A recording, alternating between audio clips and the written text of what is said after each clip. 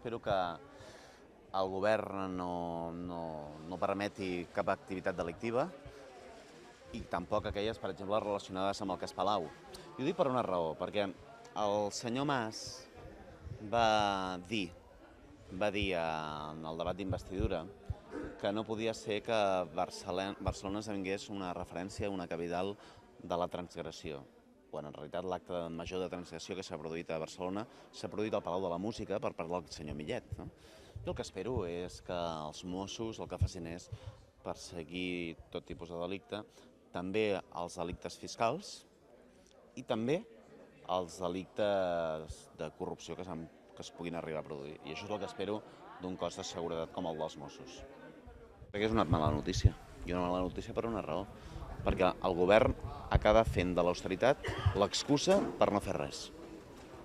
Perdonin, les vegueries no té per què representar més diners, és simplement fer les coses de forma diferent. I la pregunta és, per què els diners són l'excusa per tot?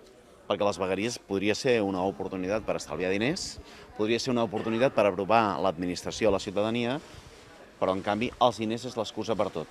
Els diners és l'excusa per retallades socials, els diners és l'excusa per que les vegueries no siguin una realitat, i en canvi els diners no són l'excusa per eliminar l'impost de successions per qui hereta 2, 3, 4, 5 milions d'euros. Jo crec que és lamentable, que és trist, i nosaltres considerem que aquesta és una pèssima notícia.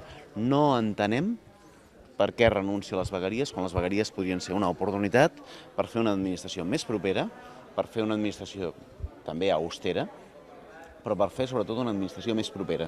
I no entenem des d'Iniciativa Verds el que s'hagi posposat la decisió de no fer en aquesta legislatura una realitat com la de les vegueries. L'austeritat és l'excusa per tot, però l'austeritat no pot ser l'excusa per les vegueries, quan les vegueries pot significar una administració més propera i tant o més austera que l'actual.